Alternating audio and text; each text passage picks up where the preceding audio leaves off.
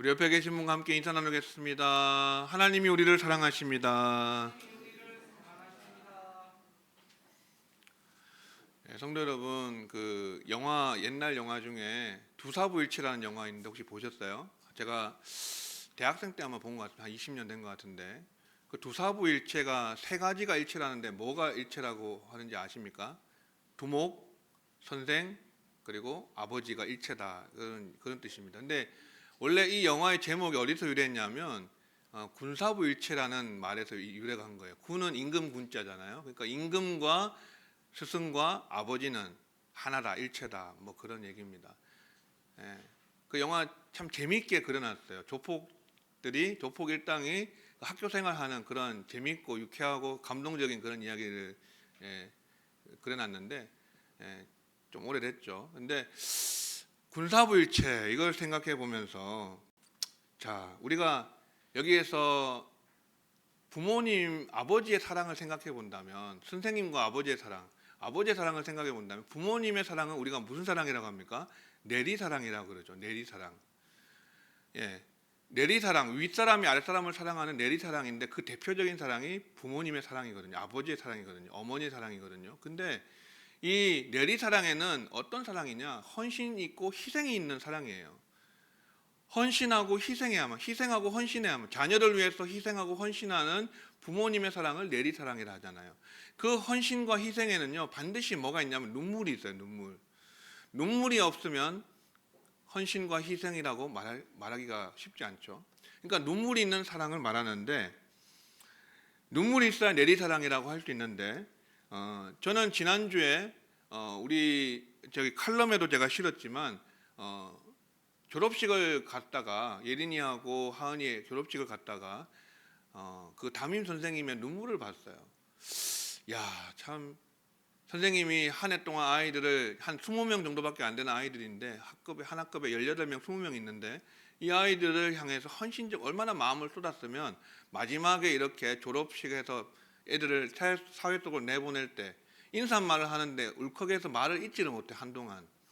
선생님의 눈물을 봤어요. 아, 선생님도 부모처럼 자식 농사 짓는 부모처럼 그렇게 아이들 학생들을 양육하는 입장에서 정말 그냥 기계적으로 지식 교육을 하는 선생님들도 많지만 인성 교육을 하고 정말 전인 교육을 하는 선생님들은 마음을 쏟아서 이렇게 잘 감당하는구나. 그래서 오늘 장학주일을 맞이하여서 우리 교사 선생님들 정말 우리 아이들 몇 명 되진 않지만 주일학교 우리 어린이부와 청소년부 또 청년부가 있습니다. 근데 선생님들이 정말 마음 쏟아서 아이들에게 헌신하고 수고하고 희생하고 그렇게 해서 가르치고 있거든요. 그래서 우리 아이들에게는 우리 다음 주에 장학금을 전달해서 격려하겠지만 오늘은 우리 수고하는 선생님, 우리가 두사부일체잖아요. 그 군사부일체잖아요. 선생님과 부모가 일체라는 얘기잖아요. 그만큼 내리사랑의 대표거든요. 우리 수고하시는 선생님들 위해서 박수를 한번 격려하겠습니다. 저는 또 하나가 있다면 목자의 눈물이 아닐까 싶습니다. 목자의 눈물. 목자도 양을 위해서 눈물 흘리거든요. 특별히 저는 이제 부목사 때 청년부 담당하면서 좀 많이 울었던 것 같아요. 청년들이 생각하고 기대했던 것만큼 잘 모여주지 못하고 그 당시 초기에는 그랬습니다. 그래서 잘 이렇게 제 마음대로 잘 따라와주지 못했던 그게 속상해서 설교 준비를 해오면 아이들이 못 모이니까 혼자서 돌아가고 모임이 그냥 이루어지지 않고 이런 때가 많았거든요. 그때 참 속으로 많이 울었던 것 같은데 어쨌든 목자의 눈물 또한 그 일체에 포함될 수 있지 않겠는가 그 생각이 듭니다. 그래서 두사부일체가 아니라 목사부일체라고 하면 어떨까 이런 생각을 해봤습니다. 목사부일체. 내리사랑이죠. 위에서 아래로 내려주는 사랑. 눈물이 있는 사랑이다라는 것이에요. 결국 사랑 가운데 내리사랑의 원조는 정점은 무엇이냐면 바로 하나님 아버지의 사랑입니다. 내리사랑의 정점은 하나님 아버지의 사랑. 그래서 로마서 5장 8절 보시면 같이 읽어볼까요? 시작. 우리가 아직 죄인 되었을 때에 그리스도께서 우리를 위하여 죽으심으로 하나님께서 우리에 대한 자기의 사랑을 확증하셨느니라. 아멘. 이 내리사랑의 원조와 정점은 누구의 사랑입니까? 하나님 아버지의 사랑이에요. 우리가 아직 죄인 되었을 때 그리스도를 십자가에 내어주심으로 하나님께서 우리에 대한 자기의 사랑을 확증하셨다는 것이에요. 여러분, 하나님의 사랑이 십자가를 통해서 그 아들을 내어주심으로, 십자가에 내어주심으로 확증되었다. 우리를 향한 사랑이. 그렇게 말씀하고 있어요. 죄인을 구원하기 위해서 하나밖에 없는 아들을 희생할 수밖에 없었던 아버지의 마음, 하나님 아버지의 마음 어땠을까요? 우리 금쪽 같은 우리 자녀를 두신 분들, 성도님들, 누군 다른 사람을 위해, 나랑 상관없는 타인을 위해서, 그 사람을 살리기 위해서 내 아들 희생해서, 내 자녀를 희생해서 그렇게 해야 된다고 하면 누가 할 수 있겠습니까? 아무도 못 하거든요. 근데 하나님 아버지가 하나밖에 없는 독생자 외아들 예수 그리스도를 우리 죄인들을 위해서, 정말 하나님이 그냥 심판하셔도 시원찮은 그런 우리 죄인들을 위해서, 범죄하고 죄로 타락하고 하나님을 대적했던 우리를 살리기 위해서 독생자 예수 그리스도를 희생하실 수밖에 없었던 그 아버지의 마음은 어떤 마음이었을까? 하나님 아버지가 눈물 없이 그 일을 할 수 있었을까요? 눈물 없이 십자가를 바라볼 수 있었을까요? 아니라고 생각합니다. 내리 사랑의 정점은, 원조는 하나님 아버지의 십자가에 내어주신, 독생자를 내어주신 그 사랑이다 라는 것이에요. 여러분, 결국 사랑 가운데서 행하라는 말은요, 하나님과 예수 그리스도가 보여주신 그 사랑을 본받아서 우리도 서로 사랑하라는 말씀이에요. 세상에도 사실은 사랑의 메시지가 있습니다.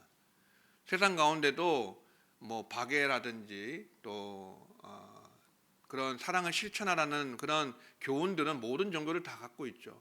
하지만 그 사랑의 수준과 기준이 달라요.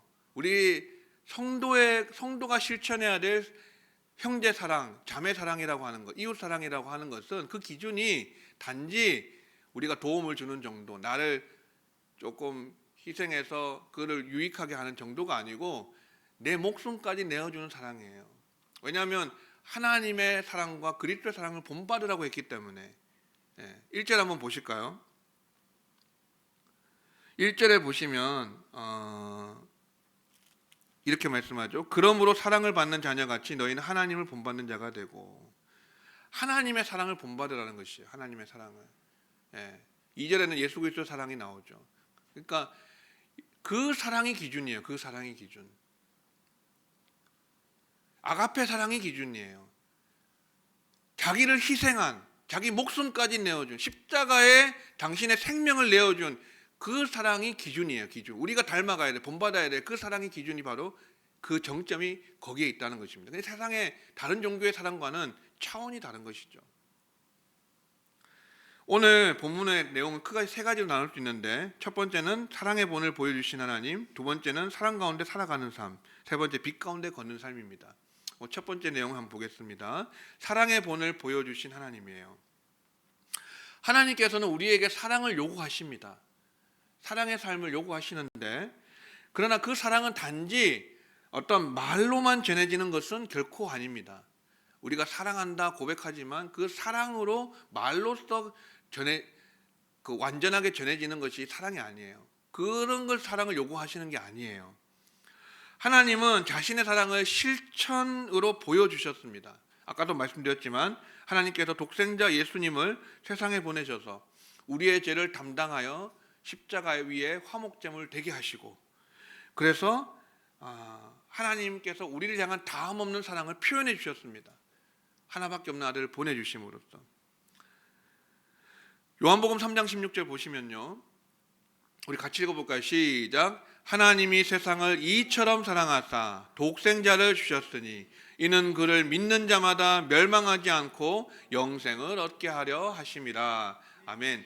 하나님이 세상을 이처럼 사랑했대요. 이처럼 사랑이 어떤 사랑이에요? 독생자를 주신 사랑이에요. 하나밖에 없는 아들을 주신 사랑이에요. 외아들을 우리를 구원하기 위해서 십자가에 내어주신 사랑이에요. 사랑은 말이 아닌 실천입니다. 실천. 형제들아, 우리가 말과 혀로만 사랑하지 말고 행함과 진실함으로 하자. 요한일서에서 사도 요한이 그렇게 말하잖아요. 사랑은 실천이에요. 실천. 말이 아닌 실천이다. 그 하나님 아버지의 사랑을 본받아서 다 살아가는 사람들이 바로 성도들이고 그리스도인들이다라고 하는 것입니다. 누군가를 우리가 사랑한다면 그 사람을 위해서 내가 무엇을 희생하고 있는지, 무엇을 포기하고 있는지, 무엇을 내가 사랑을 위해서 낭비하고 있는지, 헌신하고 희생하고 포기하는지, 그것을 보면 알 수 있다는 것이에요.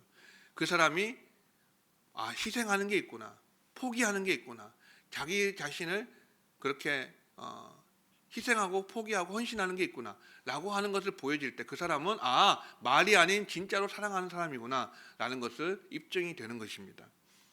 1절 다시 한번 보시면요, 그럼 같이 한번 읽어볼까요? 시작. 그러므로 사랑을 받는 자녀같이 너희는 하나님을 본받는 자가 되고. 아멘. 여러분, 좀 부담스러운 말씀이죠. 하나님을 본받는 자가 되래요. 여러분, 피조물인 사람이 창조주인 하나님을 본받을 수 있을까요? 어떻게 생각하세요? 본받을 수 있다고 생각하십니까? 어떤 분들은, 목회를 하시는 분들도 이게 불가능하다라고 말씀하시는 분이 있어요. 우리는 죄성이 있고 타락한 인간이기 때문에 안 된다라고 얘기하시는 분이 있는데, 여러분, 모든 명령은 사실 실천 가능성을 베이스로 하고 있습니다. 실천이 가능하기 때문에 명령을 하는 것이에요. 그렇다고 한다면 하나님께서 좋으신 하나님이시고 선하신 하나님이신데 우리에게 명령하심으로, 지키지도 못할 명령을 내려주심으로 우리가 그것 때문에 괴로워하고 고민하고 막 힘들어하고 그렇게 하기 위해서 명령 주셨겠습니까? 아니잖아요.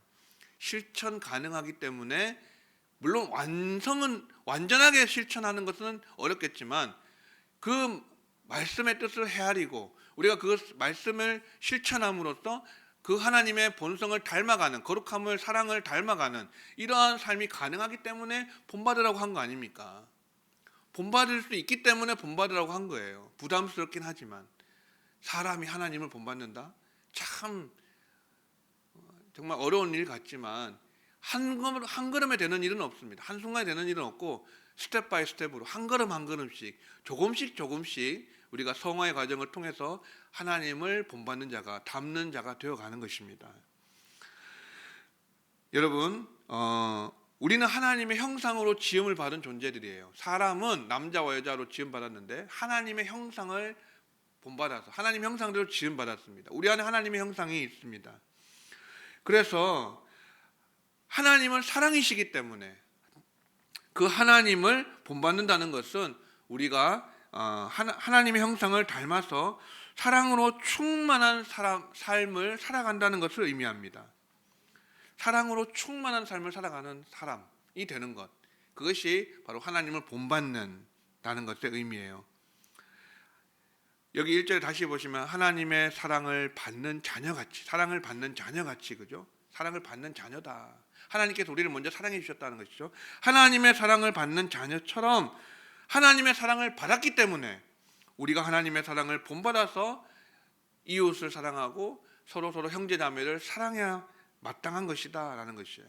그게 하나님의 사랑, 하나님을 본받는 삶이다 라는 것입니다. 그리고 2절 보시면요, 같이 읽어볼까요? 시작. 그리스도께서 너희를 사랑하신 것 같이 너희도 사랑 가운데서 행하라. 그는 우리를 위하여 자신을 버리사 향기로운 제물과 희생 제물로 하나님께 드리셨느니라. 아멘. 자, 여기도 기준이 나오죠. 우리 사랑의 기준이 뭐예요? 그리스도께서 우리를 사랑하신 것 같이입니다. 주님이 우리를 사랑하신 것 같이, 이게 우리의 사랑의 표준이고 목표고 기준이에요. 거기가 스탠다드예요. 그까지 가는 것이 우리의 성화의 목표입니다. 닮아가는 것의 목표예요. 그래서 우리가 바울이요 그렇게 권면하고 있는데, 여기 행하라라고 하는 말은 문자적으로는 걸으라라고 하는 말인데 살아가라라는 의미로 해석할 수 있습니다. 살아가라, 사랑 가운데서 살아가라라고 하는 것입니다. 그리스도의 사랑은 어떤 사랑이죠? 자기 희생적인 사랑이에요. 자기 자신을 희생하는 사랑입니다. 예수님의 자기 희생의 끝은 어디입니까? 우리를 위해서 당신의 생명까지 주신, 십자가에 당신의 목숨을 내어놓으신 그런 자기 희생적인 사랑입니다. 목숨을 내어주는 사랑이죠. 사실 대부분의 성도님들은 이러한 사랑의 경지까지 도달하기는 참 어렵습니다. 예수를 믿고 교회를 다녀도 여전히 자기중심적으로 살아가는 그런 사람들이 많이 있습니다. 나에게 조금이라도 상처나 피해를 준다면 그것을 견디지를 못해요. 억울한 것을 참지 못해요. 나에게 손해가 끼쳐지고 나에게 해를 가하고 나를 그렇게 마음을 아프게 하고 상처 주는 사람을 견디지 못하고 우리가 미워하고 그런 경우가 많지 않습니까?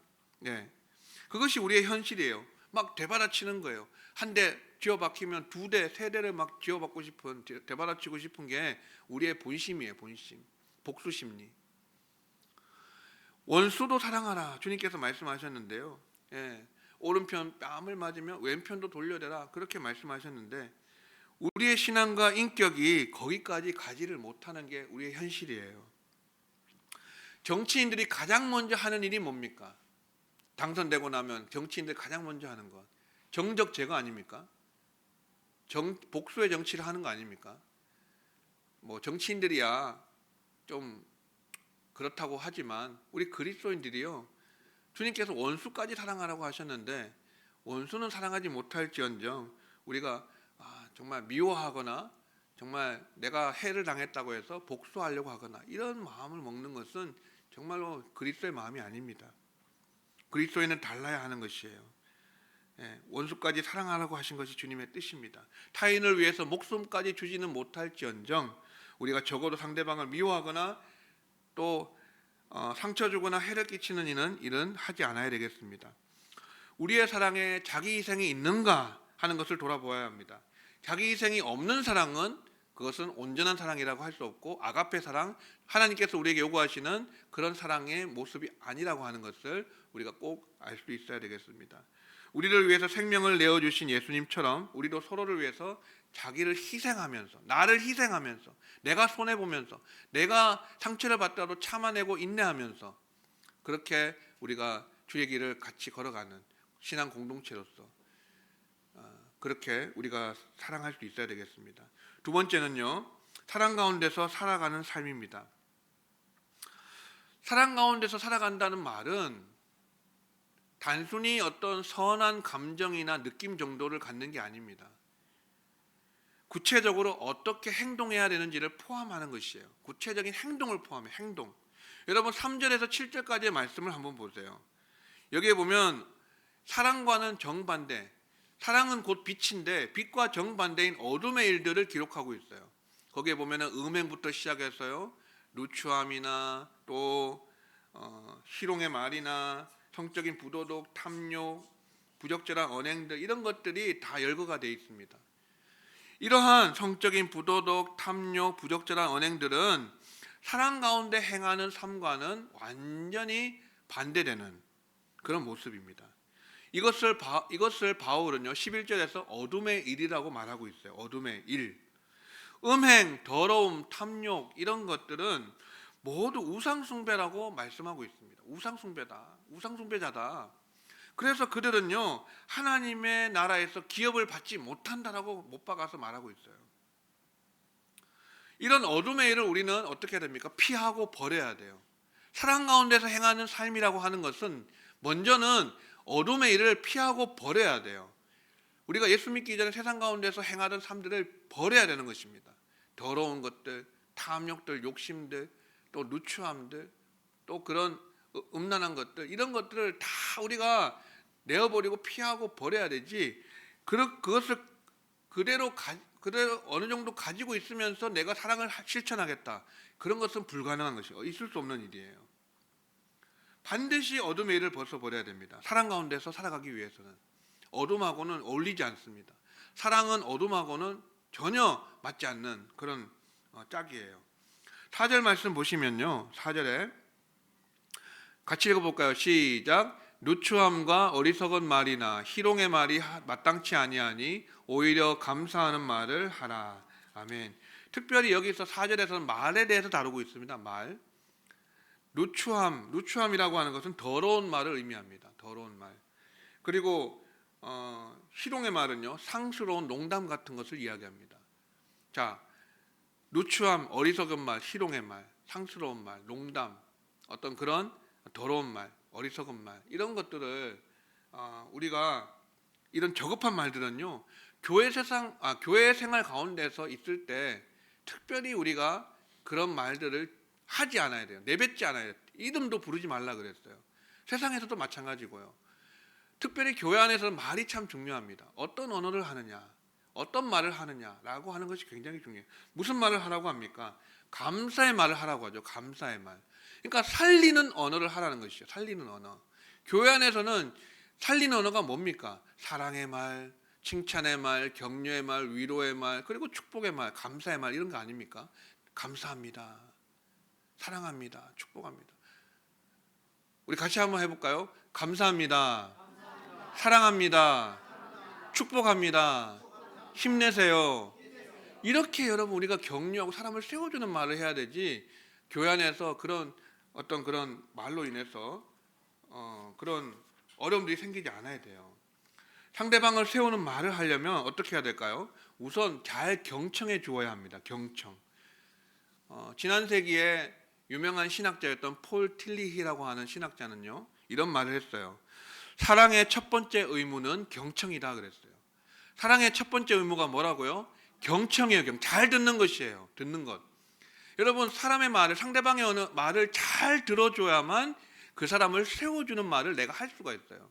듣기도 전에 내가 막 급해가지고 내가 하고 싶은 말을 마음대로 막 해버리면요, 실수하는 거는 뻔해요. 내 마음이 가는 대로 말해버리면 반드시 실수하게 되고 상대방에게 상처 주는 말이 있을 수가 있습니다. 그런 걸 피하려면 우리는 경청을 잘해야 된다. 듣는 것을 속히 하고 말하기는 더디해야 됩니다. 경청을 잘하는 사람이 상대방을 세워주는 말을 할 수가 있어요. 어둠에 속한 말과 행위들은요, 모두 하나님 나라에 합당하지 않고 또 그리스도인의 정체성과도 맞지 않습니다.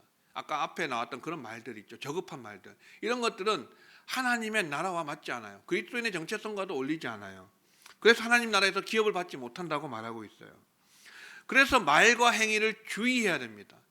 말이 씨앗이 되고 행위가 열매로 맺혀지게 되죠. 그러니까 말부터 조심하고 그 다음에 우리의 행실을 살펴봐야 됩니다. 우리의 말과 행위를 늘 점검해야 되는데 어둠에 속한 언행들을 피하고 멀리하면서, 그리고 우리는 사랑 가운데서 걸어갈 수 있게 되는 것입니다. 그런 언행을, 저급한 언행들을 버리는 것은요, 소극적인 의미에서 사랑 가운데서 행하는 것이고요, 그것으로 족하지 않겠죠. 당연히 적극적인 의미에서 어떻게 해야 됩니까? 적극적인 의미에서 어떤 것이 사랑의 삶인지를 고민하고 그것을 실천하는, 무엇이 하나님을 기쁘시게 하는 삶인지를 고민하면서 시험하여 보면서 주를 기쁘시게 할 것이 무엇인지 시험하여 보라. 하나님을 기쁘시게 하는 말과 행위들을 우리가 고민하고 살아내는 것, 그것이 바로 사랑 가운데서 행하는 삶이에요. 예. 소극적인 의미에서는 피해야 될 것, 적극적인 의미에서는 실천해야 될 것, 이런 것이 딱 성경은 명확하게 우리에게 제시해주고 있다라고 하는 것입니다. 그래서 우리가 사랑 가운데서 살아가는 삶을 살아야 되겠다. 세 번째, 마지막으로요, 빛 가운데 걷는 삶이에요. 빛 가운데 걷는 삶. 8절 말씀 보시면요, 우리 같이 읽어보겠습니다. 시작. 너희가 전에는 어둠이더니 이제는 주 안에서 빛이라. 빛의 자녀들처럼 행하라. 아멘. 사랑 가운데서 살아가는 사람들은요, 곧 빛의 자녀로 빛 가운데 걸어가는 삶을 살게 됩니다. 여러분, 사랑하고 빛하고 짝입니다. 짝. 하나님의 속성들이거든요. 사랑의 하나님, 하나님은 빛이시라. 불의가 어둠이 조금도 없으신 그 하나님. 그 하나님의 속성이 바로 하나는 사랑, 하나는 빛. 뭐 다른 정의도 있고 인애도 있고 긍휼도 있고 많이 있지만 어쨌든 사랑하고 빛은 같이 가는 것이에요. 사랑 안에서 사랑 가운데 행하는 삶이 되어지면 우리는 빛 가운데 걸어갈 수 있게 된다, 그 말이에요. 여러분, 2절에 행하라와 8절에 행하라, 사랑 가운데서 행하라와 빛 가운데 빛의 자녀들처럼 행하라, 이 행하라가 같은 단어입니다. 헬라어로 보면. 그래서 사랑 가운데 살아가는 사람은요, 곧 빛 가운데 걸어가게 된다는 이야기예요. 사랑 가운데 행하는 삶이 곧 빛 가운데 걸어가는 삶이다라는 것이에요.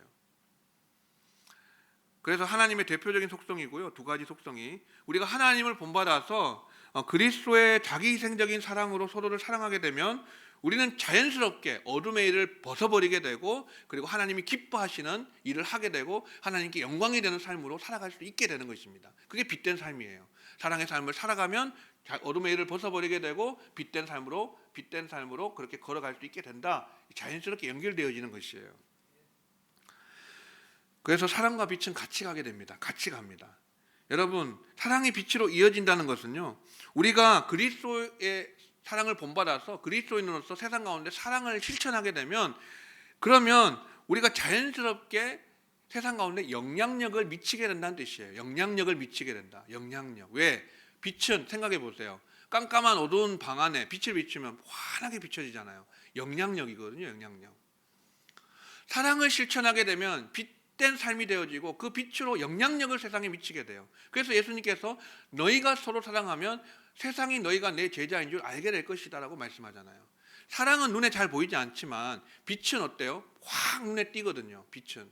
그러니까 우리가 사랑을 실천한 삶이 단 한순간에 빛으로 드러나진 않습니다. 빛으로 영향을 미치진 않습니다. 하지만 이것이 쌓이고 우리의 삶과 성품과 우리의 습관이 되고 우리의 성품이 되고 우리의 삶이 되어지게 되면은 그러면요 자연스럽게 세상은요 변하게 되고 우리를 통해서 하나님께 영광을 돌리게 돼요. 영향력을 미칠 수 있게 돼요. 빛이기 때문에 그래요. 사랑이 빛으로 나타나기 때문에 그래요. 9절 말씀 보시면요. 빛의 열매는 모든 착함과 의로움과 진실함에 있다라고 말씀해요. 착함과 의로움과 진실함. 이게 다 하나님의 속성이죠. 빛의 열매인데 하나님은 선하시고 의로우시고 진실하시잖아요. 하나님은. 선하시고 의로우시고 진실하신 그 하나님을 닮게 되면 우리의 삶에서 그 사랑의 삶으로 실천하고 열매를 맺게 되면 우리는 착한 사람이 되고 의로운 사람이 되고 진실한 사람이 되어서 하나님과 사람 앞에 칭찬과 인정을 받아요. 그래서 아무개 사람이 참 착하다라는 칭찬을 받잖아요. 그러면 그 사람은 하나님을 닮은 사람이고 하나님께 영광이 되는 삶을 살아가는 것이에요. 누군가가 여러분 어떤 사람이 착하다 또는 의롭다 정의롭다 또는 진실하다는 칭찬을 받는다면 그 사람은 어떤 상황 가운데 있는 것입니까? 빛 가운데 걸어가고 있는 것이에요. 이 사람 지금 빛 가운데 걸어가고 있기 때문에 빛의 열매가 맺혀지고 있구나. 열매가 맺히면 누군가가 다 볼 수 있거든요. 칭찬하게 되거든요. 그걸 따먹게 되거든요. 맛있는 열매를 먹게 돼요. 그러면 칭찬할 수밖에 없어요. 빛 가운데 걸어가는 사람. 그 근본은요 사랑 가운데서 행하는 삶 연결되어 있어요. 2010년도에 나온 다큐 중에 울지마 톤즈라는 다큐가 있습니다. 제가 이 타종교인의 예를 들어서 좀 송구합니다만은 좀 이해하고 들으십시오. 이 천주교 신부님입니다. 고 이태석 신부님 이야기인데 이 다큐를 보면서 참 많은 생각을 하게 됐어요. 남수단의 톤즈라는 마을에 가서 이 아시아에서는 최초로 신부 중에 아프리카 남수단에 갔던 신부님입니다. 근데 원래는 의사 출신이에요. 의사하셨는데 의사의 안정된 삶을 내려놓고 신부가 되어서 사제 소품을 받아서 그것도 아프리카 제일 가난한 나라로 자원해서 그렇게 이제 신부로 가게 됩니다. 근데 그 땅에 보니까 너무나도 의료 상황이 형편이 없어요. 의료와 교육이 형편이 없어요. 그러니까 거기에 먼저 병원을 지었습니다. 그리고 진료를 합니다. 그 원주민들을 가난하고 연약한 자들을 그렇게 치료해 줍니다. 그리고 의술을 직접 전달해 주고 가르쳐 줍니다. 그리고 나서 이 신부님이 고민을 합니다. 과연 예수님이라면 이 땅에 학교를 먼저 세웠을까? 성당을 먼저 세웠을까? 그 고민을 오랫동안 합니다. 그래서 내린 결론이 뭔지 아세요? 아무리 생각해봐도 예수님이라면 성당보다는 학교를 먼저 세웠을 것이다. 이렇게 결론을 내리고 학교를 짓습니다. 그리고 브라스 밴드라고 하는 밴드를 구성해서 아이들에게 악기를 가르쳐요. 브라스 밴드, 악기를 가르쳐요. 그래서 아이들이 정말 이 신부님을 통해서 그 은혜를 받고 사랑을 받고 이렇게 해가지고 이 신부님이 나중에 대장암 말기로 돌아가십니다. 한국에 돌아가셨는데 한국까지 조문을 와서 그렇게 애도하는 온 마을이 있잖아요. 그 신부님 영정 사진을 들고 아이들과 어른들 할 것 없이 전부 다 행렬을 하면서 눈물을 흘리면서 울면서 그렇게 행렬을 하는 걸 보게 돼요. 근데 제가 이 다큐에서 한 가지 가장 인상 깊었던 것이 뭐였냐면 인터뷰였어요. 한 사람을 그 톤즈 마을의 한 사람을 인터뷰를 했는데 이렇게 말해요. 이태석 신부님은 우리가 성경에서 보아왔던 바로 그 하나님입니다. 그렇게 얘기를 해요. 물론 좀 자존심 상합니다. 타종교인이고 그렇게 하지만 우리 개신교인은 아니지만 그러나 사람으로서 여러분, 우리가 배운다는 생각으로 사람으로서 그런 찬사를 더 이상 들을 수 있겠습니까? 이 사람은 성경에서 우리가 보아왔다 바로 그 하나님입니다. 그렇게 얘기하거든요. 사랑하는 성도 여러분, 우리가 그리스도인으로서 또 개신교인으로서 성도로서 그리스도인으로서 그런 타 종교인이긴 하지만 좀 우리가 각성하고 배우고 본받을 수 있으면 본받으면 좋을 것 같아요. 예. 울지마 톤즈라는 제목이 왜 나온지 아십니까? 그 원주민이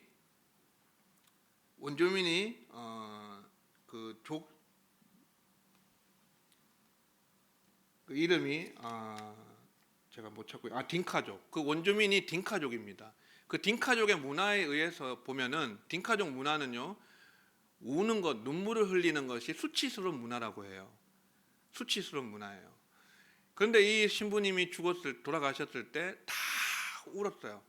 그래가지고 울지마 톤즈라고 그렇게 얘기하거든요. 그 제목이 그렇게 붙여졌어요. 사랑하는 성도 여러분, 말씀 맺겠습니다. 사랑 가운데서 행하는 삶은요, 선한 감정이나 느낌 정도가 아니라 예수 그리스도의 사랑을 본받아서 우리의 사랑의 삶을 통해서 하나님의 뜻을 이루는 것입니다. 우리는 그리스도의 사랑을 본받아서 우리의 삶이 변화가 되고 사랑의 삶으로 변화되고, 그 사랑의 삶은 우리가 단지 조금 나은 사람이나 도움을 주는 사람 정도를 넘어서서 자기희생적인 사랑의 삶으로 그렇게 우리가 변화되고 성화되고 그렇게 삶을 살아낼 수 있어서 우리가 세상을 향해서 빛된 영향력을 행사하는, 영향력을 끼치는, 그 선한 영향력을 끼쳐서 세상도 우리를 통해서 변화받고 예수 그리스도의 사랑을 통해서 이 세상이 다시 한번 새로워지고 변화되고 구원받는 놀라운 역사가 있으시기를 주의 이름으로 축원합니다.